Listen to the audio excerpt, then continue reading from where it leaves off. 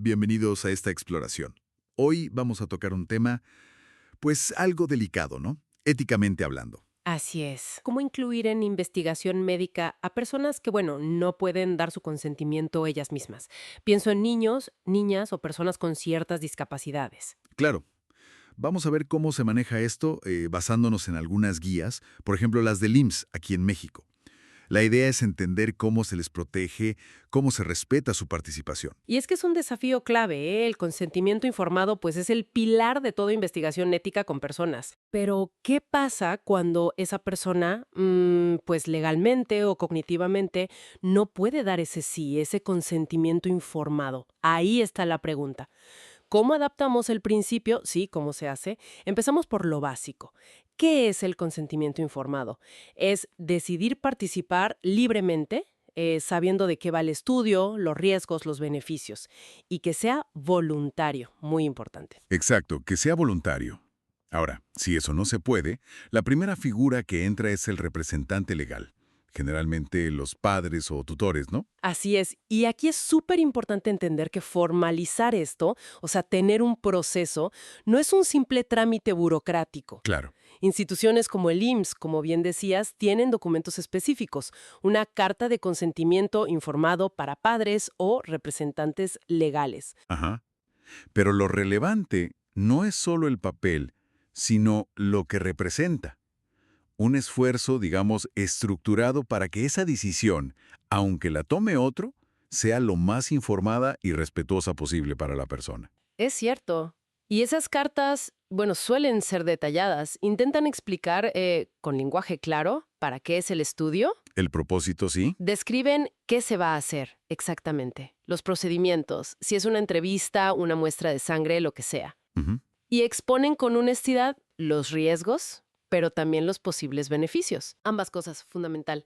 Y algo clave que siempre se recalca, el derecho a retirar a la persona del estudio, en cualquier momento. Y súper importante, sin que eso afecte su atención médica. Exacto, sin consecuencias negativas.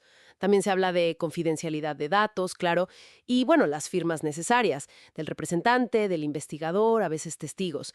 Pero fíjate, el marco ético se pone todavía más interesante y yo diría más respetuoso cuando hablamos de menores. Ajá, claro. Porque aunque no tengan la capacidad legal para consentir, sí van desarrollando una capacidad de entender y de opinar. Sí, sí, según la edad. Exacto.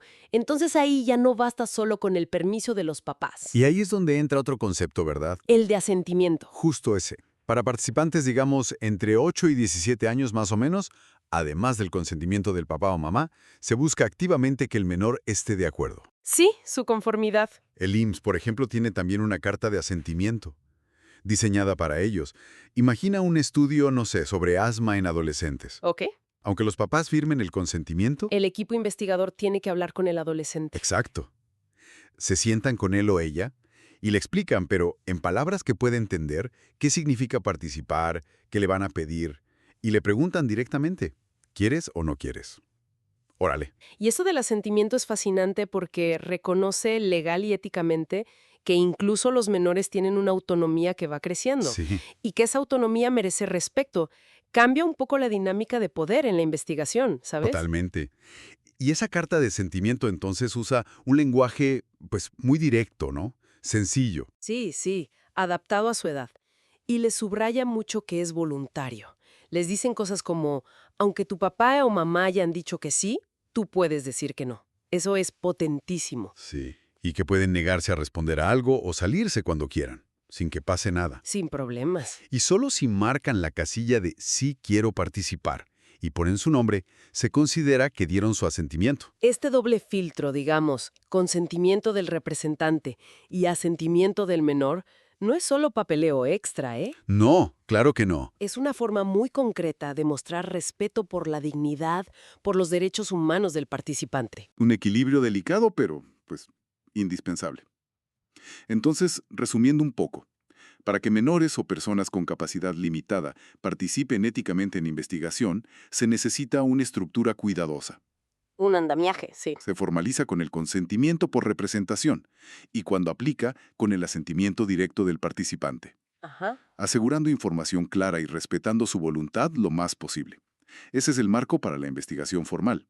Pero, ¿estas ideas se quedan solo ahí, en el laboratorio o el hospital? Esa es una reflexión bien interesante, ¿no? Porque más allá de la investigación científica formal, ¿cómo podríamos aplicar estos mismos principios en el día a día? En otras interacciones. Exacto, pensar en ese esfuerzo por explicar las cosas claramente, adaptándonos a quien tenemos enfrente, Sí, en respetar la autonomía hasta donde se pueda, incluso en decisiones pequeñas, claro.